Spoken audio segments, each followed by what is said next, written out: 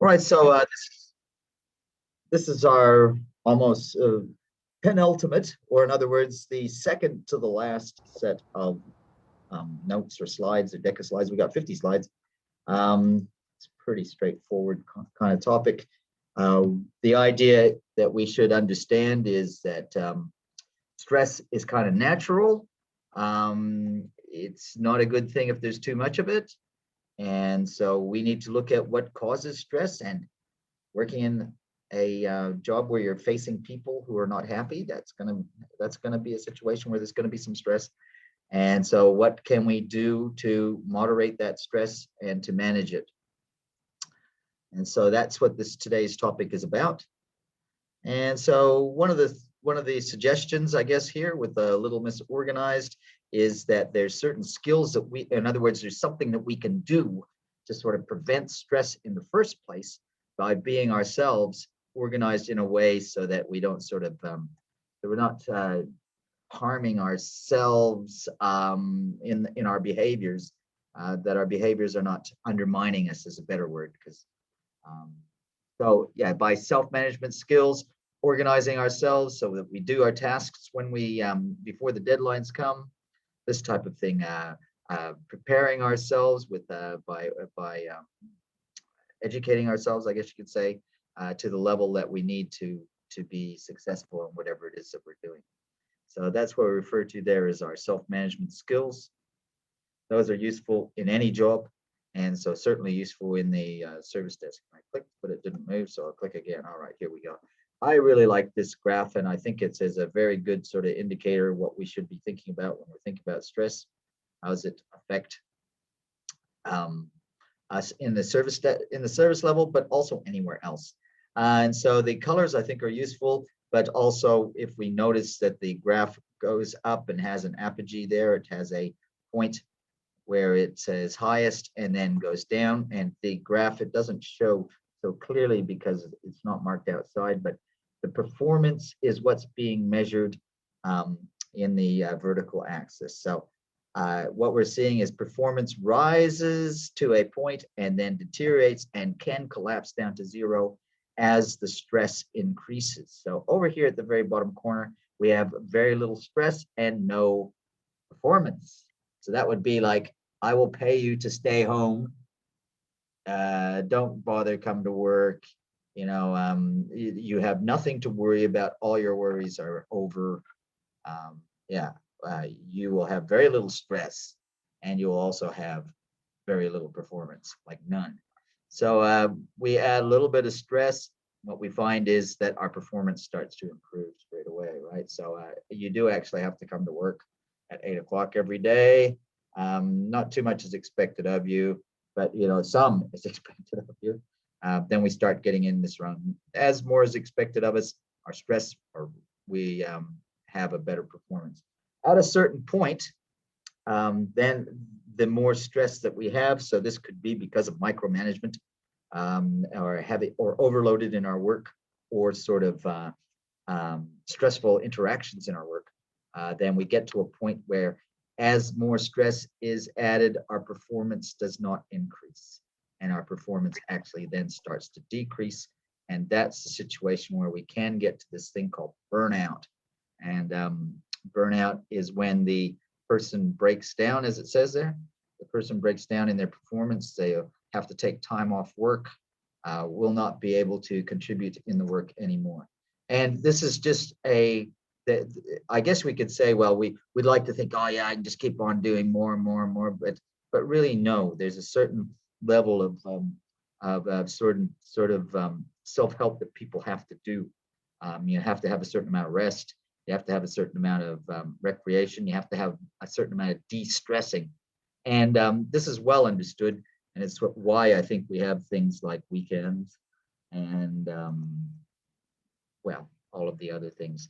If you have too much stress, these are some, we could say, symptoms or byproducts, or things that are related to situations where people have too much stress. And so I don't think I need to go through all of those, but we see that some of them are physical, and some of them, I guess you could say, are mental situations. And but in all cases, they are badly affecting that person. So we have three terms that we use for stress: institutional, situational, and personal stress. And really what they reflect is just what are the sources of the stressors? Where do the stressors come from? So do the stressors come from the institution? Do they come from the situation? Or are they with the person? So let's look at those. What are those? So the sources of the stress, an institutional stress. If you have stress which is related to the type of work that you're in, so as a customer service rep at a service desk, yeah, there's a certain amount of situational stress, of institutional stress, because that's just the type of job it is. Okay, so this is all right. That's that's all right. Yeah, I know some very, very, very smart people, who graduated top of their class and became medical practitioners, etc., who have great amount of stress. So it's stress is it's really a lot of very smart people have a lot of stress. So we wouldn't say that that was because they weren't smart. There's different personalities, and so this is probably something worthwhile. I think maybe Muhammad sort of brought up there in a point there on the chat that you might get from that different people react to stress differently. And yes, there is something about you that could make you more susceptible to stress than another person. And we actually have a term for that. We call that neuroticism. And so one of the things that psychologists have discovered in the last 40 or 50 years is they've discovered this very interesting model that is useful in describing human personalities. And they call it the Big Five. And the Big Five, the idea behind that is that there's five sort of axes on which human personality can be laid out or mapped. And so different people, every person can be found somewhere on an axis of these five axes, and that together makes their personality. So I'll give you one that's the easiest to understand probably, is we have the axis of introspective or introverted or extroverted personality. So the introverted personality, that's the person that actually gets energy from being alone. And so it's not that they need to be alone all the time, but what will happen is you'll see this person and they'll go to a party, and they're the person that leaves early. Why are they leaving early? Because the party is actually draining their energy. They like to be there with their friends, but after a certain amount of time, the energy that's been drained from them from that party is just too much. And so they have to just go and be alone for a while. That's an introvert personality. Now, the extrovert personality is going to be the opposite. If they had to stay home because of a lockdown, like we had with the coronavirus, a lot of people suffering stress because of that, because they can't go out and see their friends. While they're home alone, they're actually suffering and losing their energy. And so they get their energy when they go and hang out with their friends. And that after, you may notice this thing in yourself. And this is why I gave this example.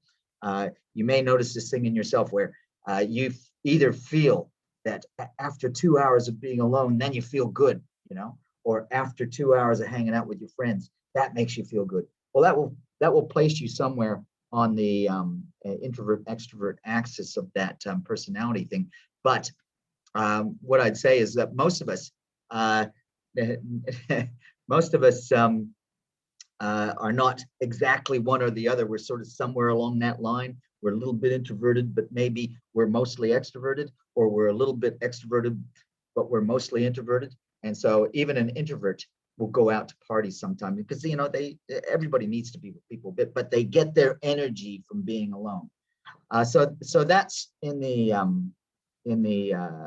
that's one axis. There's five axes. There's another axis there which is relates to neuroticism. And so neuroticism is the susceptibility to these stressors. And so this is a personality sort of thing, and we're all to a different extent a little bit more neurotic or less neurotic. And so when I talk about these things, I'm not speaking about them in terms of some kind of moral judgment. It's not to say that one is better than the other, that an introvert is better than an extrovert, or an extrovert is better than an introvert. It's not to say that a person who's neurotic or scores high in neuroticism is worse or better than a person that is less neurotic. So a less neurotic person, on the very bottom scale of that, you'd have people that are sort of unaffected by sort of things that would affect other people. And that you may say, well, that's really good. Well, it's not really good if that person has other parts of their personality that indicate that they're like a sociopath. You know what I mean? So we're all sort of a little bit one or the other. And you can actually do a personality test. There's very good personality tests that are out there that are available for you, even online. And you could sort of rank yourself on it. And I actually encourage you to do that, because when you look at that, it might actually reduce some of your stress, because you'll realize, oh, that's why this makes me feel bad. It's my personality. It's not really something wrong with me. It's just that I should structure my life to do things that actually are in line with my personality instead of working against it. You know what I'm saying? So, I mean, supposing you discovered and you didn't know before that you're an introvert, I mean, you wouldn't want to have a job where you were spending, 8 hours a day, 5 days a week in a room with 20 people. I mean, that would just kill you. I don't mean that literally, but I mean, you'd go home not feeling good every day. On the other hand, if you're an extrovert, you wouldn't want to have a job where you sit in an office cranking on a spreadsheet, not talking to anybody all day. It'd drive you crazy. So I mean, this is what I mean. That we do have different personality types. It doesn't mean that one is better than the other. It just means they're different. Okay, it just means they're different. And it's really good if we understand our own, and then we can sort of organize our life so that we move forward in a way where we're leveraging the strengths of our personality into the type of work that we do, into the type of pursuits that we have. Now, a lot of that will just happen naturally, but I mean, it took me a while. So I mentioned on the introvert extrovert. It took me a while to realize that I was I think I realized pretty early that I was an introvert, but it took me a while to align to that. And so my routine every day, I have a couple hours every morning. I wake up early. That's how I feed my energy at that time of being alone. And I just really, really like that. And that just works for me so well. And I think if I was an extrovert, well, as I said, during COVID, that would have been hard. As one person said that they liked COVID, they're probably an introvert. They probably liked not having people be able to come around to their house all the time and see them. Yeah. So I mean, yeah.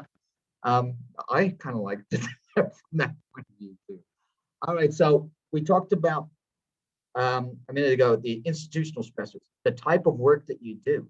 If that type of work, and there I went off on a side thing all about introverts and extroverts, etc., and neuroticism.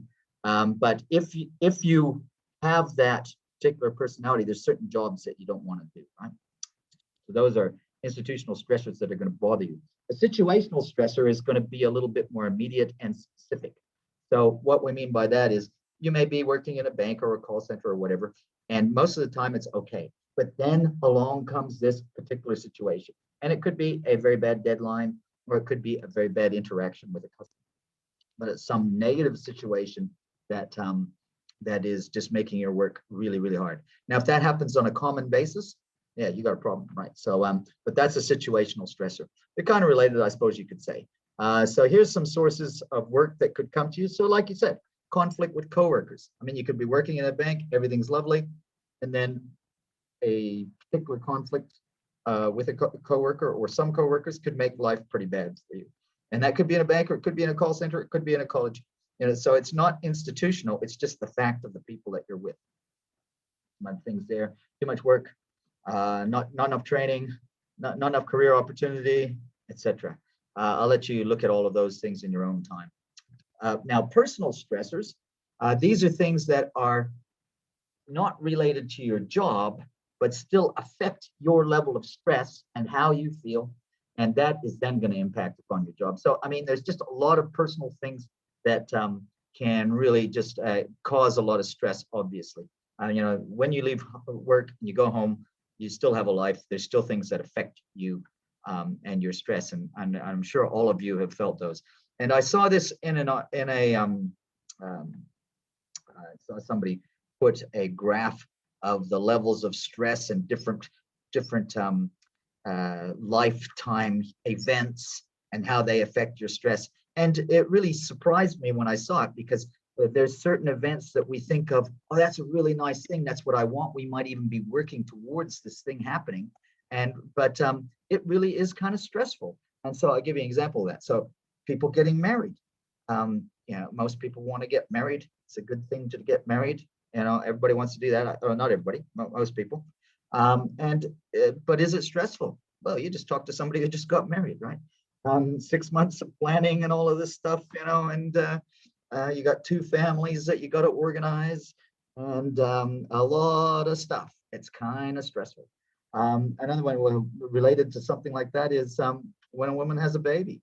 Now, this is probably more stressful for a woman than it is for a man, but I mean, your whole sort of life sort of schedules and things, everything has to change. Are people happy to have babies? Yeah. I mean, babies are awesome, but the actual event and for months around this, there's a lot of stress. So those are things that we think of as happy things that actually cause a lot of stress. And there's also some personal things in our lives that happen that we don't think are happy, that cause a lot of stress. If somebody who's close to you that you care about gets really sick or dies, you're going to have stress, and we recognize that. And that's why, for example, usually people get a bit of time off work for that, because it's just hugely stressful. That's probably the most stressful thing in our life.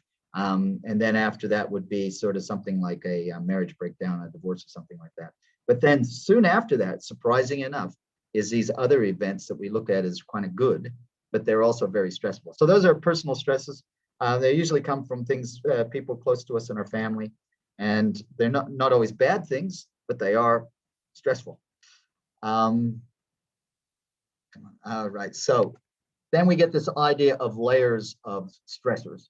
So you imagine there's a person and you move. Oh, another one, a good thing, or it could be a bad thing. You moved house. You might have been looking forward to it. You got this beautiful new house, and I want to move into that house. But you know what? It's kind of stressful. So good things can be very stressful. So you imagine the layers thing is, imagine you got the person, they just got married, all right, they just moved into a new house, a year later they had a baby. I mean, all of that stress all at once, kind of almost. And then they have some things happen at work, you know what I mean? And they just happen to work, in a job where they're meeting people that are not happy all the time. I mean, that's a huge amount of stress. And so with that amount of stress, we obviously have to have some way of dealing with it. And so here's some things about personal stressors. I've already sort of gone over that a lot, I think. I didn't talk about money as a stress. Yeah, big thing, right? Big thing. Yeah. Driving your car, if you don't have the right attitude, could be a stress. Oh, yeah.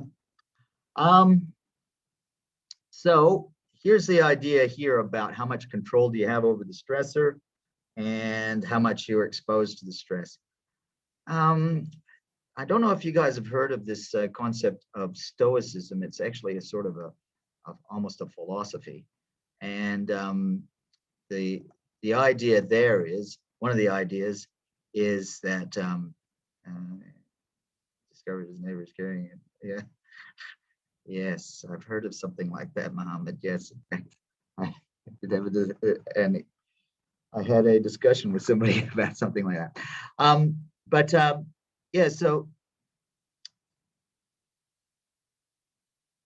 the concept that came to mind related to the Stoicism is the idea there is if we can look at things that are around us and we can divide them up and say, okay, can I do anything about that? Is that in my control? Is there anything I can do about it? And if there's not, then I won't be concerned about it. I can't do anything about it, so why am I going to think about it? It's that kind of attitude.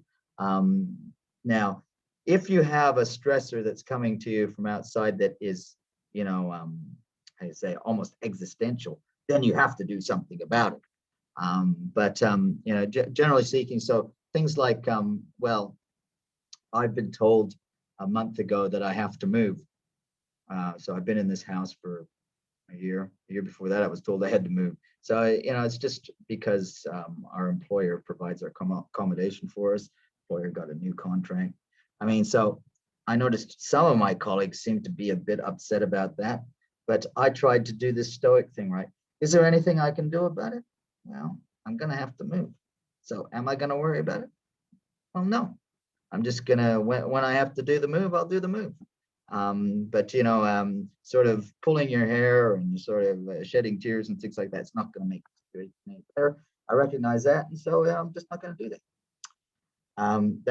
That's my understanding of Stoicism. And that's, I don't know, others may have a different point of view on it, but that's fine.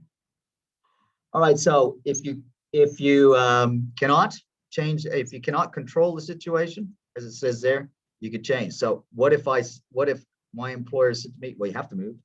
And I'm like, well, I don't really like to move, so this just stressed me out too much. Well, what can I do about it? Well, maybe I could quit my job. I mean, you have to sort of see, that's what it means there by the changing the situation.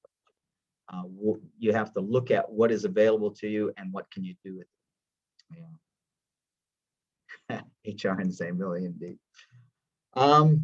So once you've accepted, stop complaining about it. And I gave you my example there of the having to move. It's a really lot of work, really. And that's because, I've been in Qatar for 13 years, and got a lot of stuff. And I got like 8 motorcycles. I'm moving into an apartment. I mean, think about that. So it's just, it's a lot. But the thing is, as I said, am I going to complain about it? No. Are complaining make it any better? No. So, I just going to have to do what I have to do. I want to be happy. And I know going and talking unhappy things is not going to make me happy. Happiness in some ways is a little bit of a choice as well. And so that's the thing, right? So I say to myself, well, do I like living in Qatar? Yes. Do I like this job? Yes. Okay. Is that apartment okay? Yeah, it's all right. Am I going to have some trouble with my motorbikes? Yeah, but hey, you adapt. So I mean that's what that's a little bit personal, but hopefully that helps you to sort of get at least my take on it. So accept the responsibility for the stress and do what you can. Now, a lot of this thing about stress, you'll see that a lot of it can sort of be ameliorated or reduced by doing some physical and also some mental sort of things. So what I mean by physical is being active. And I find that so I mentioned the motorcycles. One of the reasons why I have the motorcycles is because I like to exercise, but I'm not really that, how you say it, motivated to go sort of play soccer or something. So every Friday I go and ride a motorcycle in the desert. It's actually quite good work. It's 2 hours. Because I measured on my watch. I got one of those heartbeat watches, and for like 2 hours I got my heartbeat going at like 120. And so it's a really good workout. And I'm just having a great time. And so, you know what I mean? And then after that, I come home and I'm ready to come to work for a week. I'm good. You know what I mean? Then on the next Friday, boom, go and do that for a couple of hours. And so, I mean, that physical moving around of the body and stressing it a bit physically actually reduces the stress mentally, I think. And we can talk about that a bit more, I suppose, so that we don't get to this physical, emotional exhaustion. Now, part of that, what I meant by the moving the body physically, reducing the mental stress, is, so for example, um, I had a friend when I was in Dubai, and so that's like 16 years ago. And he was telling me, and because I didn't understand this, because I don't come from this part of the world, I come from Canada. And he was telling me about the purpose of this meditation, because he used to do this meditation all the time. And he told me, all right, so the concept of meditation, and I mean, I remember it to now because it seemed to me such a good thing. The concept is, where does the stress, so he was talking about meditation from the point of view of reducing stress. And so he was saying, so where does the stress come from? It comes from either the past, that is, we feel bad about things that have happened to us or that we've done, maybe guilt or whatever. That's a stress that makes us feel bad. The other place that that stress comes from is from the future. That is, we feel anxious or worried about things in the future. And so that anxiety causes us stress, and that makes us feel bad. And so the idea of the meditation is to try and bring our thoughts to the present. And so, you focus on present things and do that for a few minutes. And then it does reduce your stress. And I thought about it. I thought, well, that's what I do when I ride a motorcycle. Because, and this is what I mean by that. I'm running out of time here. But when I ride a motorcycle in the desert, we're riding fast. We ride as fast as we can go. I'm in top gear. And, if I'm doing a good ride, I'm in top gear and I'm on the throttle. So we're riding hard. So you don't really have time to you can't not concentrate. You have to concentrate on every little bump. Otherwise you'll come off the bike and things won't be good. So you're concentrating a lot, and that concentration on that very, very physical, it's physical because you're moving the bike. That concentration on that sort of absorbs your whole attention. And so at that point, you're in the moment. You're not thinking about tomorrow. You're not thinking about, yesterday. You're only thinking about the next 2 seconds. And what happens there is you just feel so good. It's a great feeling of euphoria. And I know others of you don't have to go. I'm not recommending that people go motorcycle riding. Really, I'm not. I'm just telling you about myself, right? I'm not recommending it for you because I don't actually recommend it for anybody. It's a dangerous thing. And only those people that are really sort of crazy, in love with that type of thing should do it. Other people will get that same benefit from playing a soccer game, or reading, or praying, or meditating, like my friend in Dubai. So I mean, but the point that I'm making is to get in the moment, to sort of forget about yesterday and tomorrow, and at some time, at least once a week, for a little bit of time, just be focused on now. And these are some other things here that are related to that. Taking a deep breath, sip of water, self-talk, help, etc. Stress is normal. We have it. I'm going to run out of time in 8 minutes. And so I don't think we're going to finish this lesson today. It's okay because we've got lots of time left. We got 2 weeks and we only have 2 lessons left. So yeah, identify the causes of stress. I hope you don't mind my little personal anecdotes, but one of those things, it's something that I know for myself. And so I was hoping that would maybe help you a little. What I hope that how it will help you is that you'll realize that you probably have something in your life, it's not going to be the same as mine, that you can relate to, and your de-stressor. Maybe you know what that de-stressor is, the best thing for you. And it probably won't be the same as mine. So some of the young guys here like to do jet skiing and stuff like that. I like all those things, but there, as I said, there's other things, and even some very, very quiet things, as I mentioned, like the I think praying and meditating. Those things can bring a similar thing. All right, now I remember this in my corporate life. I've had a few jobs before I came to Qatar. I had a job. I worked in a telephone company for a while, and we went through this huge change in the telephone company, and so because we had the huge change, we had the experts in change come in, and they brought all these books and ideas with us. One of the things was this 7 Habits of Highly Effective People. I remember that our boss, he was this American guy, and he gave this book to everybody. And in the front of the book, he signed the book, because, and I read the book. But he signed the book, and in it he wrote, teams, uh, teams. What did he say? Something about nobody gets carried by the team or something like that. And it was kind of like, what's going on about, right? It really didn't hit the spot. But this one here, Who Moved My Cheese? This is a book that was written by this guy, Dr. Spencer, and I'll just give you a bit of background on it. As I said, we probably won't go much past this, but Dr. Spencer, he wrote this book, and it's sort of like, it seems like a childhood fantasy thing, but it's really for adults. So basically what it was is there was these mice, and their occupation was they were miners.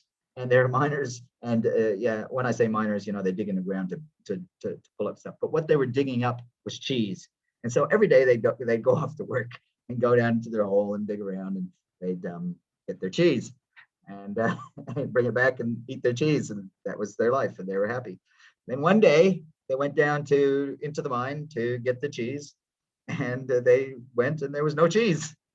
And so the situation there is they came back and they're pretty unhappy for a few days, and they keep going back, and one of the mice would go back to the same place where he used to get the cheese all the time and sort of cry and dig around and couldn't find anything. And one of the mice would go down and say, oh, you know what, I think I'll go down this other way.